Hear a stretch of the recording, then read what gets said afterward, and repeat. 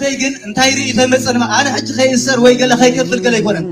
እዘም ሰባት እዚአቶም ኣብታና ጊሰን ዝነበርና ሰለስተ ሰባትና ዞም ደምና ክንፈዝዓልና እቶም ካልእ ብታሕቲ ዝነበርኩም ትሰኣሉ ዲኹም ነርኩም ጋዜጠኛታት ዲኹም ነርኩም ኣነ ጋዜጠኛ ረኣኹ ወላ ሓደ ሰብ ዝበሃል ኣይረኣናን በቲ ብላዕሊ ዝነበርና ማለት እዩ ሰለስተ ናይ ደቂ ጊሰን ነርና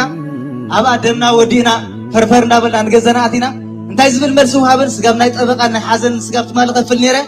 እንታይ ዝብል መልሲ መፂኒ እስኻ ካብዚ ግሩፕ ከምዚልካ ዶ ብላ ብላ ዶ ገለገለ ገለልካ እዚ ጉዳይ ታትገብሮ ኢኻ ባዕልኻ ኩሉ ክስልኮም ኢኻ ኢሎም ኣነ ሕጂ ንሱ ይኮንኩን ፈሪሐ አንተ ተሕቶ ደስ በልና ንዛረበ ቡርዳ ካብ ህይወትና ዛጥታ ያለና ዲ ሕቶ ዋላ ገለገለ እንታይ ለሻዕቢ ኣብ ደስ በለ ሰብ ክዛረብ መስሎ ይኮን ሕማቅ ዘረባኻ ይኮን ክዛረብ ዘሎ ኣብ ህይወተይ ዝመፀኑ እኮ ይዛረብ ዘሎ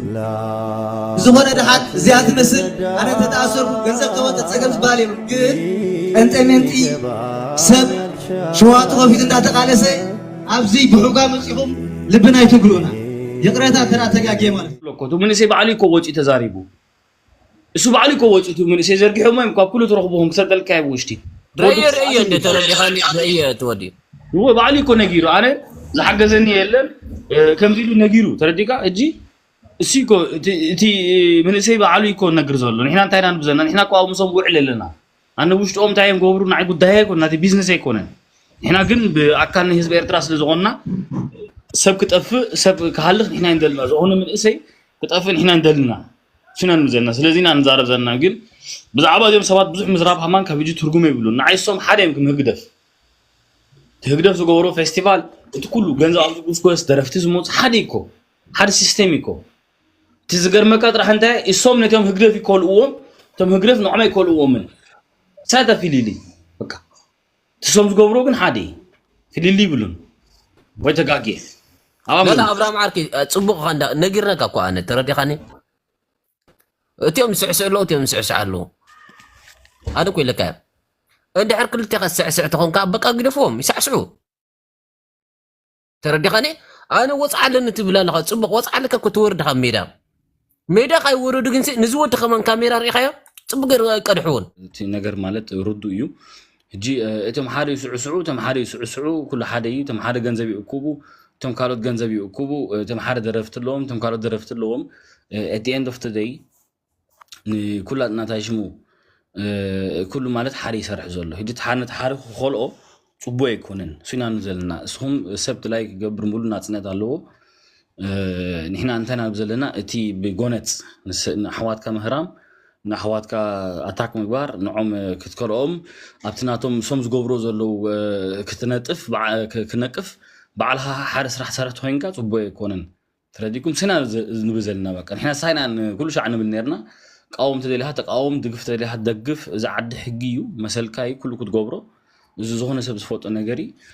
ብዙሓት ወፂኦም ይዛረቡ ነይሮም መንእሰያት ይነግሩ ነይሮም ንሕና ብሽግር ኣለና ተፀጊምና ኣለና ገለ ኩሉ ተዘርጊሑ እንድዩ ብዙሕ ክደግሞ የድልየናኒ ሕጂ ኣብ ፕሊዝ ሰብ ቁርብ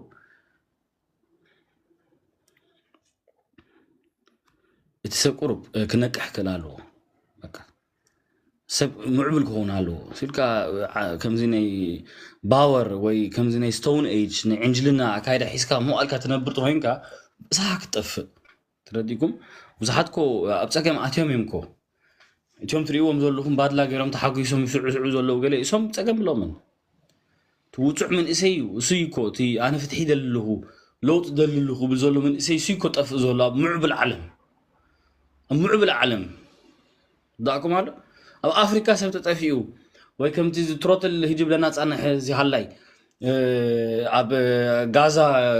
የለን ጀኖሳይድ ብል ፀንሐ እዚ ምን ሽሙ ሰሚር እሱ ንባዕሉ ኣስላም ናሃለዎ ኣስላም ይናቕሶም ሰሚር ኮ ኣስላም ሽሚ ክርስቲያን ሽሚ ኣይኮነን ብዙሕ ግዜ ኣረድየ ኣቡ ሰምታይ ሰሚር ኢልዎ ንዑ ማንም ክርስቲያን የለን ሰሚር ሽም ዘለዎ ክርስቲያን ኣነ ዝፈልጦ የለን ሕዚ ኮ ነብስኻ ምፅላዕ ዘይ ነብስኻ መምሳል ትረዲዩ ብሓይሊ በቃ ትግርኛ ክኸውን ደልዩ በቃ ንኣስላም ፀርፍ ነብስኻ ምሰል መጀመርታ ኣብዚ ገዛ መፂኻ ኖርማል ሽዑ ትዛረብ ትረዲካ እንታይ ዝዕንጅልና ስካ ብሓይሊ በቃ ካልእ ክትኸውን ክትፍትን የብልካ ንሕና እኮ ኩሉ በፂሕናየና እታ ኤረትራ ኩላ እኮ በፂሕናየና ርኢናየና ፈሊጥናየና ሕጂ ብኣካል ጥራሕ ክሪኣ እዩ ተሪፍና ዘሎ ካልኩ ኩሉ ቀንዚልና ና መጽሐፍትን ፈልጦይና ኩሉ ምን ካብ መኒ ጆጋር መኒ ወድ መሬት መኒ ገለ ኩሉ በጽሕና ይናኮ ንአብርሃም ክታልዎ ተደሊሁም ንአብርሃም ኮሽክዖ ተደሊሁም ንጉ ክትስእለኩም very early ሰዓት 4 ሰዓት 3 ተሲሁም ባህጊጋ አልኩት ሆይነ ድቃስ ከይጸጎብኩ ሹ መጽም ተሽክዑኒ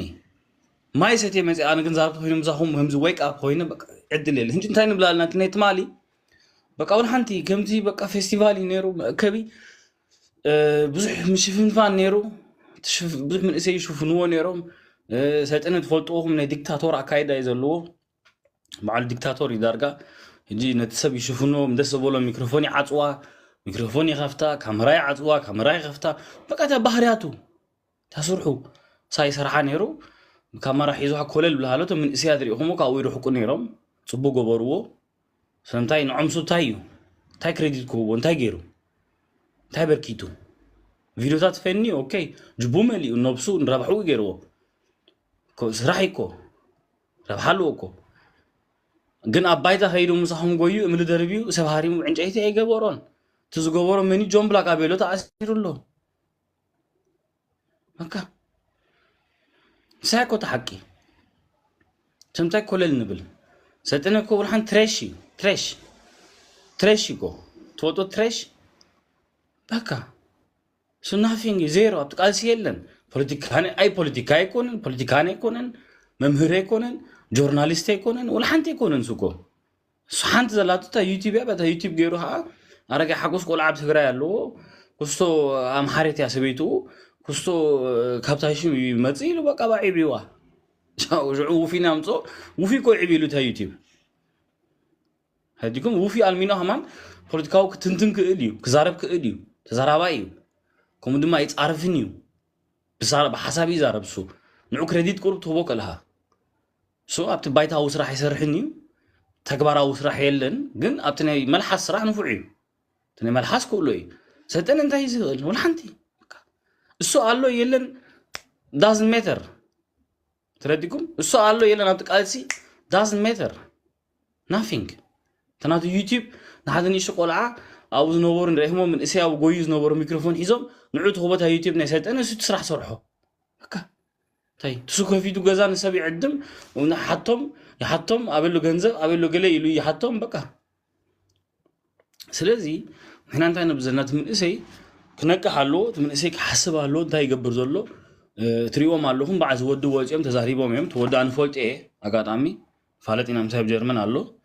ፈልጤ ብዝሆነ አጋጣሚታት ፕራይቬት ዘዓይፍና ነርና ሃማን ኮሬክት ዩ ተወድ ደሃን ዩ ሓቂ ሓይሽ ጂ ሰሚዑሁም ጂ ምዕፋነ ይኮነ ሰሆም ብሎም አሉ እንታይ ናጻየኮ ስንታይ ተኸሉ እንልሁም ዝራብ ኢሉ እኮ ሃማን ዛረቦም እዩ ስንቆ እንታይ ተመጸነ አነ ሕጂ ኸይሰር ወይ ገለ ኸይከፍል ገለ ይኮነን እዘም ሰባት እዚኣቶም ኣብታ ናጊዘን ዝነበርና ሰለስተ ሰባትና ደምና ክንተ ዝውዓልና እቶም ካልእ ብታሕቲ ዝነበርኩም ትሰኣሉ ዲኹም ነርኩም ጋዜጠኛታት ዲኹም ነርኩም ኣነ ጋዜጠኛ ረኣኹ ولا حاجه السبز بهالاي رانا بتت بلعل زنبرنا مالتي ثلاثه ناي دقيقه يسنيرنا ابا دمنا ودينا فرفرنا برنا نغزناتينا انتي زبل مرس وهابرس قبنا يطبقنا حزن سقفت مال قفل نيره انتي زبل مرس متيني اسخا كابز جروب كنزيل كادو بلا بلا غلغل غليلكا بزو غداي تاغبريتا بعلقا كل قصكم يخايلم انا اجل سيكون كل فرح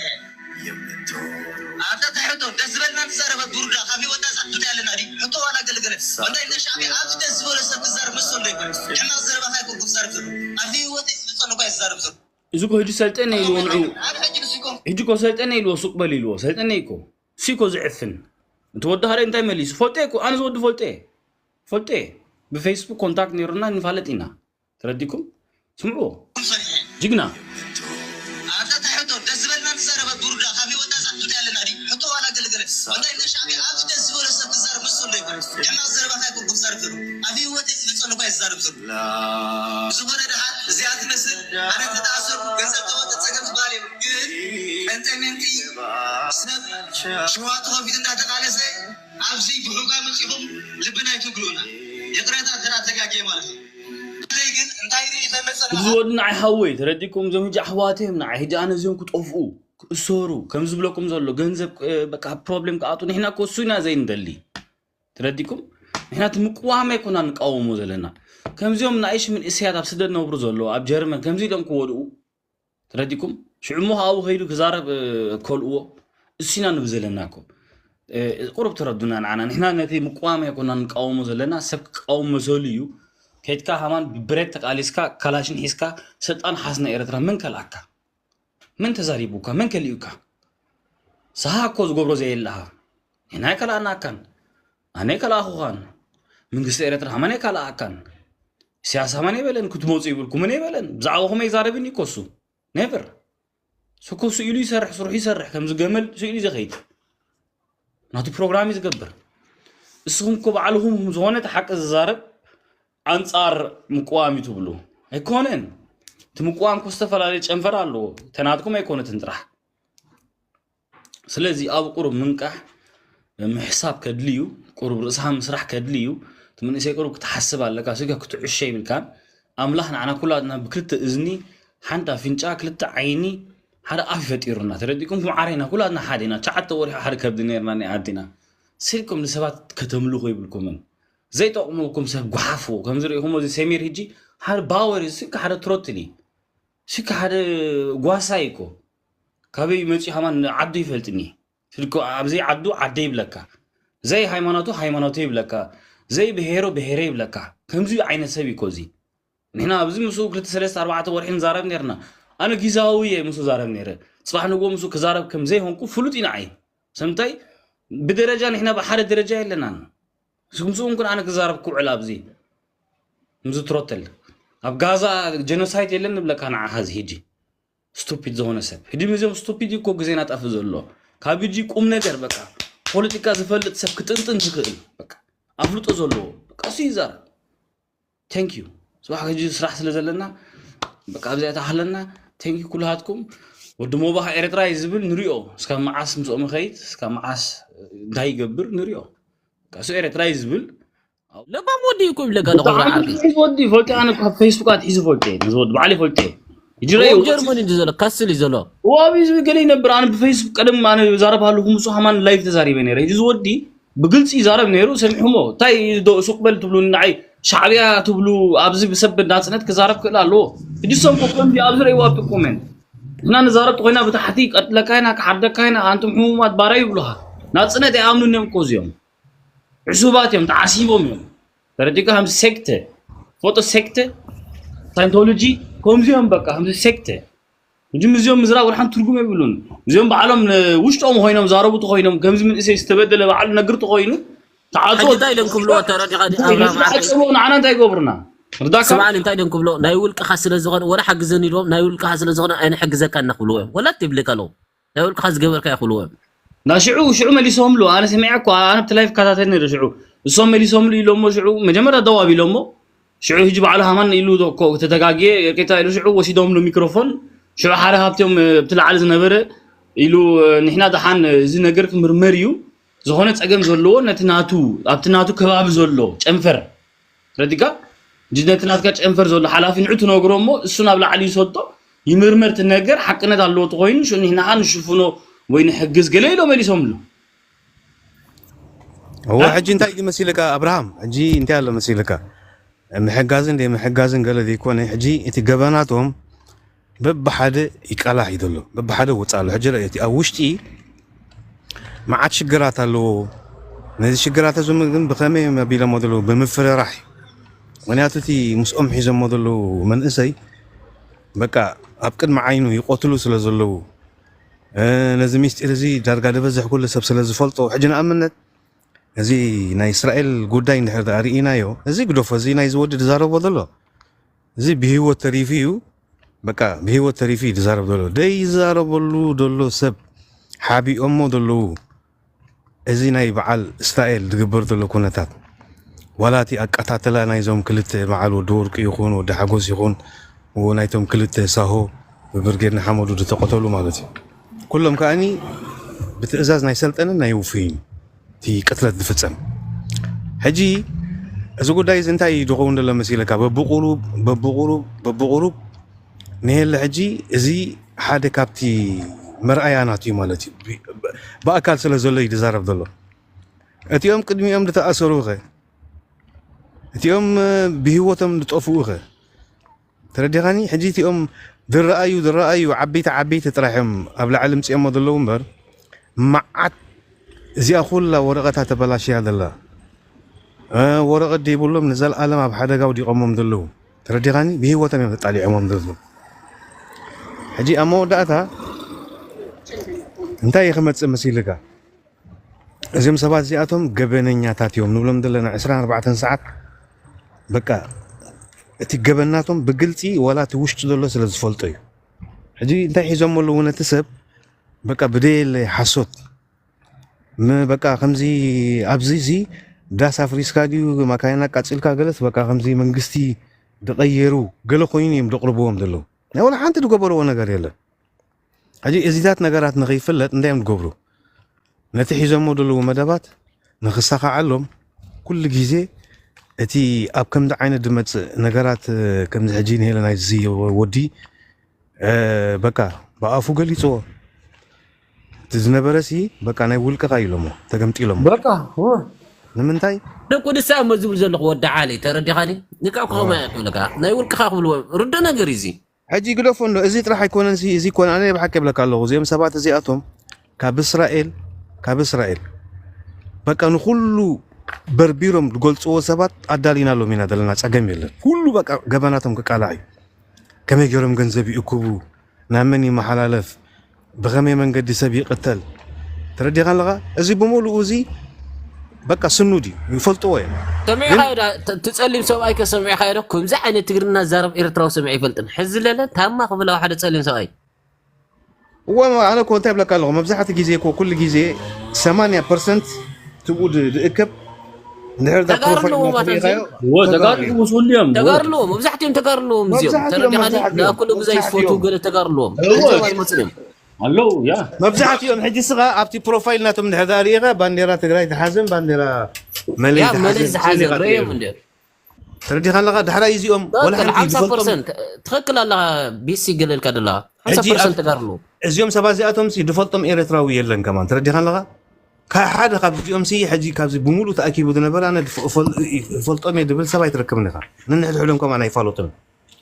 ሕጂ እንታይ እቲ ፀገም መሲልካ ቲም ናይ ኤርትራ ወረቐት ኣብቲ ዝሓለፈ 10 ዓመት ወሲዶም እዮም እቲ ወረቐት ዝወሰድዎ ብናይ ኤርትራ ኬዝ ንዓኣቶም ሕጂ እንታይ ገይርዎም ኣሎ መሲልካ በቃ ኣብዚ ሕጂ ንድኾነ ይኹን ነገር ናይ ደገ ንድመፆም ከም ኤርትራን ኮይኖም ዝቐርቦ ምክንያቱ ናይቲ ዝነበሩሉ መንነት ኣይኮነን ዝሕተቱ ናይቲ ዘለውዎ ናይቲ ተዋህቡ ሕጂ ተጠቂሞምሉ እዮም ወያነ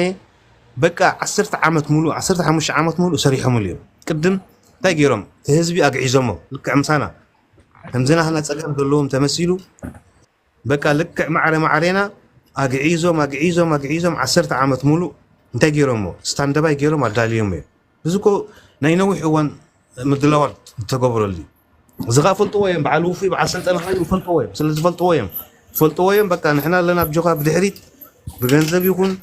ብገለ ይኹን ትደልዮ ነገር ከ ዋላ ብሽማዴታት ትግራይ እንዳሸቀጥካ ረእዮ እዚኦም እቲ ወያነ ድባሃር ረእዮ ካብ መጀመርታ እስካዕ መወዳእታ